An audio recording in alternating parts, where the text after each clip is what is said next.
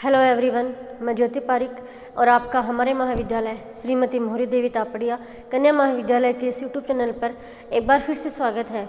Last video में हम अपने बीए सेकेंड ईयर के मानव भूगोल के अंतर्गत हमने एक नया टॉपिक शुरू किया था जिसका नाम था भारत की प्रमुख जनजातियाँ। और आज हम इसी टॉपिक में आगे बढ़ते हैं और आज हम हमारी जो भारत की पहली जनजाति है नागा जनजाति, इसके बारे में हम आज पढ़ते हैं।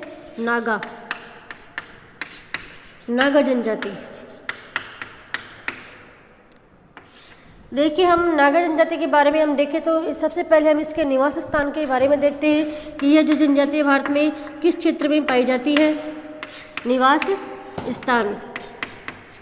देखिए, जो नागा जनजाति है वो विशेष रूप से भारत के उत्तर पूर्वी भारत में यानी पूर्वोत्तर भारत के जैसे नागालैंड,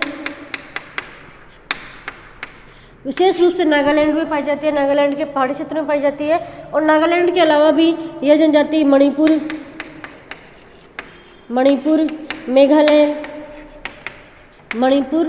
मेघालय, त्रिपुरा, असम और अरुणाचल प्रदेश में भी यह जनजाति देखने को मिलती है। तो हम इसके निवास स्थान के बारे में देखें तो यह जनजाति विशेष रूप से जो पूर्वोत्तर भारत के जो पहाड़ी क्षेत्र है उन पहाड़ी क्षेत्रों में विशेष रूप से पाई जाती है। और हम राज्यों में देखें तो नागालैंड में, इसके अलावा असम, अरुणाचल प्रदेश, मणिपुर, मिजोरम, इन राज्यों में भी यह जनजाति पाई जाती है।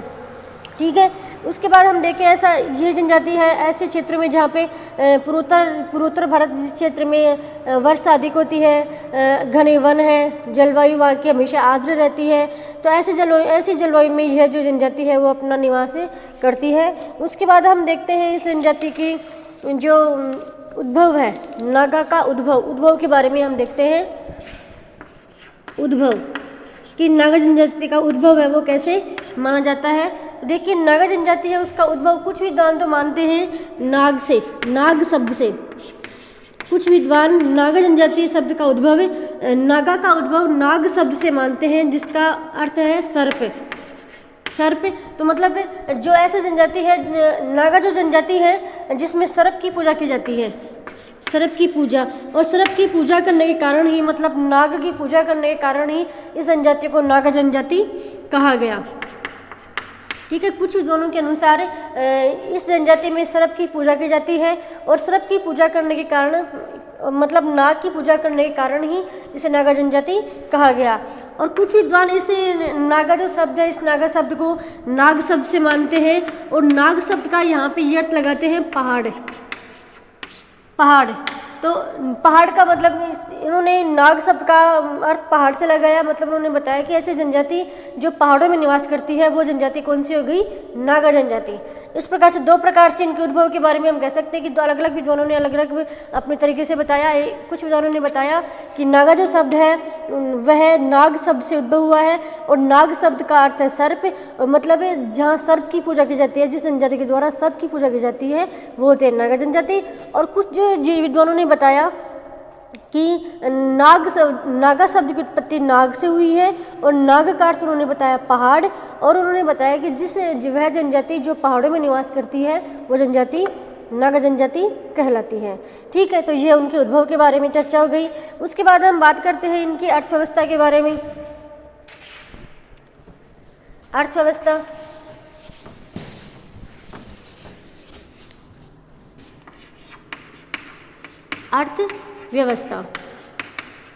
देखिए, नागा जो जनजाति है उसकी मुख्य अर्थव्यवस्था आधारित है आखेट और कृषि और पशुपालन भी ये लोग करते हैं, कृषि एवं पशुपालन। ठीक है। इसके अलावा ये जो नागा जनजाति है वो कुछ लघु उद्योग और कुटीर उद्योग भी ये लोग करते हैं। लघु व कुटीर उद्योग भी ये लोग करते हैं। लेकिन उनकी जो सबसे महत्वपूर्ण जो अर्थव्यवस्था का जो महत्वपूर्ण आधार है वो है आखेट और कृषि।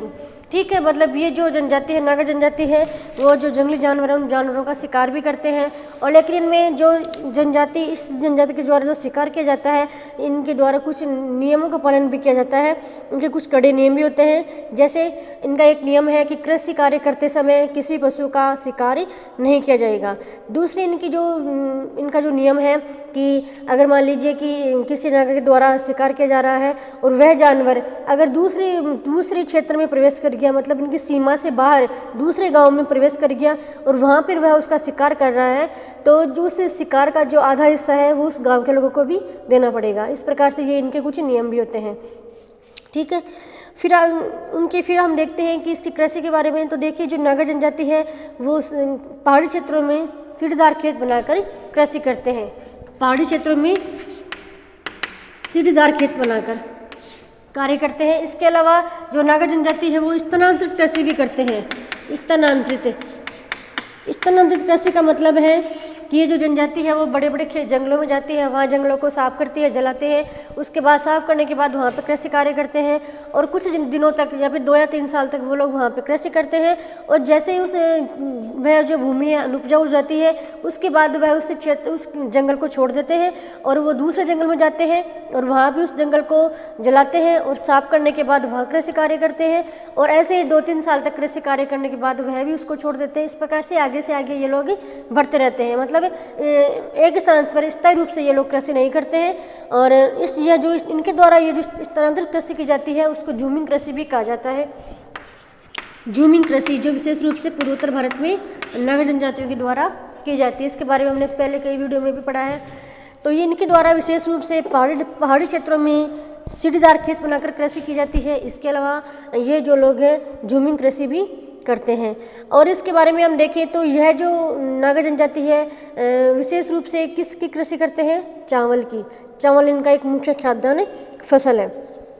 ठीक है, उसके बाद हम देखें तो ये जो नागा जनजाति है वो कुछ बागवानी भी करती है। जैसे बागवानी में ये लोग सेब, संतरा, नाशपाती आदि फलों का जो फलोद्यान है उनका भी ये उपयोग करते हैं। ठीक है, इसके अलावा वे चाय का उत्पादन भी करते हैं। चाय के बागानों में भी ये लोग काम करते हैं।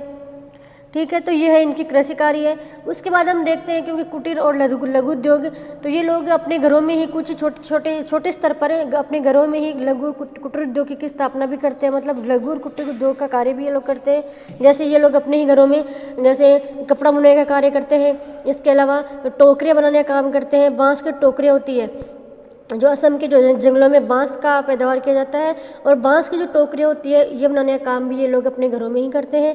इसके अलावा भी ये लोग मिट्टी की बर्तन बनाने का कार्य भी करते हैं। जो रेतीली काली मिट्टी होती है उस मिट्टी के द्वारा ये बर्तन भी ये लोग बनाते हैं। तो ये है इनकी अर्थव्यवस्था। उसके बाद हम देखते हैं इनके अधिवास, मानव अधिवास, इनके अधिवास या मकान। देखिए, ये लोग मुख्यतः पहाड़ों में निवास करते हैं और पहाड़ों में आसानी से इनको पत्थर मिल जाते हैं। तो ये इनके जो मकान होते हैं वो पक्के पत्थरों के बने हुए होते हैं। पत्थरों से इनके मकान बने हुए होते हैं। और इनके जो मकान है विशेष रूप से एक के ऊपर एक, मतलब 2 मंजिले की ये लोग भी मकान बना लेते हैं। ठीक है, और उसके बाद हम देखें तो मकान बनाने के लिए ये ऐसे स्थान का चुनाव करते हैं जहाँ पे एक तो जल की सुविधा पर्याप्त मात्रा में इनको उपलब्ध हो। मतलब जल के स्रोत के पास ही ये लोग मकान बनाना ज़्यादा पसंद करते हैं। इसके अलावा एक ऐसी जगह भी होनी चाहिए जहाँ पे कृषि के योग्य भूमि भी इनको पर्याप्त मात्रा में मिल सके। मतलब मकान बनाने के लिए ये लोग ऐसे स्थान का चुनाव करते हैं जहाँ पर कृषि कार्य भी किया जा सके और इनको जल भी आसानी से प्राप्त हो सके। कृषि कार्य के लिए मतलब सिंचाई के लिए भी या फिर उनको पेयजल के रूप में भी जल आसानी से प्राप्त हो सके। ऐसे स्थानों पर भी ये लोग कृषि कार्य अपने मकान बनाते हैं। और इनके जो गांव होते हैं, इनके गांव में 200 या 200 से या और 300 के 200 या 300 घर होते हैं इनके गांव में। और इसके अलावा ये जो लोग होते हैं उनके घरों में 2 दरवाजे होते हैं। एक तो जो होता है सामने का दरवाज़ा जो बड़ा होता है, और एक होता है पीछे का दरवाज़ा जो थोड़ा उससे छोटा होता है। ठीक है, और ये जो लोग हैं वो अपने दरवाजे के सामने जानवर की खाल लटकाते हैं। ठीक है। अपने जो उनका जो मेन दरवाज़ा होता है उस मेन दरवाजे के ऊपर ये लोग जानवर की खाल भी लटकाते हैं, ये इनका शौकीन होता है। इसके अलावा जो ये लोग जहाँ पे रात में नृत्य करते हैं उस नृत्य करने वाली जगह पे इनकी जो जगह होती है जहाँ पे लोग नृत्य करते हैं वो गोलाकार आकृति में बनी हुई होती है और पक्की ईंटों के द्वारा बनी हुई होती है। ठीक है, तो ये है इनकी अधिवास की बात। उसके बाद हम करते हैं इनकी वेशभूषा की बात। वेशभूषा देखिए, इनमें जो नागा जो जनजाति है उसमें जो वेशभूषा मतलब वस्त्र की बात करते हैं तो इनके वस्त्रों का निर्धारण कौन करता है? इनके जो मुख्य होता है, इनका समाज का जो मुख्य होता है उसके वस्त्रों का निर्धारण करता है। मतलब अलग अलग जो नागा जनजाति है उसमें अलग अलग प्रकार के वस्त्र पहने जाते हैं। उसके बाद हम देखें तो ये लोग शरीर के ऊपर शेर और चीता के जो चित्र होते हैं वो भी अपने शरीर के ऊपर गुदवाने के बड़े ही शौकीन होते हैं। अपने शरीर के ऊपर या फिर अपने हाथ के ऊपर कहीं भी ये लोग शेर और चीता के जो चित्र होते हैं वो बड़े शौक से गुदवाते हैं। ठीक है, उसके बाद देखिए तो इनकी जो कुछ नागर जो लोग हैं वो सिर पर सींग और जो पक्षियों के जो पंख होते हैं वो अपने सिर के ऊपर टांगते हैं। और इनकी जो स्त्रियाँ होती हैं वो गले में कोड़ी और मूंगे की माला पहनती है। इनकी जो स्त्रियाँ होती है वो गले में एक तो कोड़ी और मूंगे की माला भी पहनती है। और इनके पुरुष होते हैं वो अपने सिर के ऊपर पक्षियों के पंख और हड्डियाँ टांग के रहते हैं। या आपने कभी देखा होगा या फिर पिक्चर में कभी आपने किसी सीरियल में देखा होगा नागा जनजातियों को जो अपने गोल गोल से अपने सिर के ऊपर हड्डियाँ टाँके हुए रहते हैं, इतनी बड़ी बड़ी हड्डियाँ टाँके हुए रहते हैं। और पक्षियों के जो पंख भी वो अपने सिर के ऊपर लगाए हुए रहते हैं। आपने कई चित्र में भी देखा होगा इनके बारे में। तो इसके अलावा भी हम देखें तो ये जो नागा जनजाति है वो इसके जो पुरुष हैं वो सिर के ऊपर टोपी भी पहनते हैं। ठीक है, तो ये इनकी है वेशभूषा। उसके बाद हम इसके भोजन की बात करते हैं। वेशभूषा के बाद हम देखते हैं इनका भोजन। तो देखिए, विशेष रूप से ये जो शाकाहारी और मांसाहारी होते हैं और खाद्य पदार्थ के रूप में ये मुख्य रूप से चावल का उपयोग करते हैं। ठीक है, और चावल के अलावा ये लोग जंगलों से प्राप्त कंदमूल, फल इत्यादि का भी उपयोग करते हैं। और इनके कुछ नियम भी होते हैं नागा जनजातियों के कि ये जो लोग हैं वो सूअर का मांस नहीं खाते हैं। इसके अलावा जो ये लोग होते हैं जैसे टेंगर खुल जो नागा होते हैं वो बकरियों को नहीं पालते हैं और दूध का उपयोग भी बकरी के दूध का उपयोग भी ये लोग नहीं करते हैं। लेकिन विशेष रूप से ये लोग जंगलों से प्राप्त कंदमूल, फल होते हैं इत्यादि का प्रयोग करते हैं और खाद्य पदार्थ के रूप में चावल का प्रयोग करते हैं। ठीक है, उसके बाद हम देखते हैं इनकी सामाजिक अर्थव्यवस्था। सामाजिक व्यवस्था देखिए, इनका जो समाज होता है वो एक पितृसत्तात्मक समाज होता है। इसमें जो पुरुष होता है वो प्रधान होता है, पुरुष प्रधान समाज है इनका। इसके अलावा इसका सबसे बड़ा जो पुरुष होता है उनके गांव का वो इनका मुखिया होता है।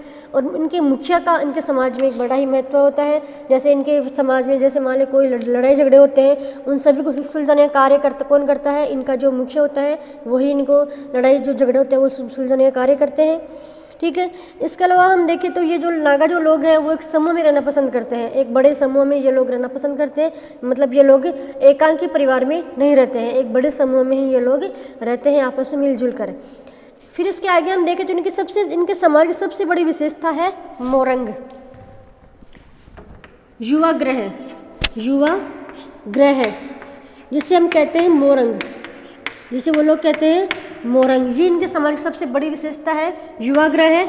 इसका मतलब है कि इनका एक युवा ग्रह होता है। मतलब किशोरों का जो 8-9 साल से लेकर और बड़े जिनका विवाह नहीं होता है तब तक कि ये लोग एक जैसे 5 और 6 साल के जो लड़के लड़कियां हैं जो 5 साल से शुरू होकर 20-22 तक जब तक इनका विवाह नहीं होता है तब तक ये लोग सभी सम्मिलित रूप से इस युवा ग्रह के अंदर सब एक साथ मिलकर रहते हैं।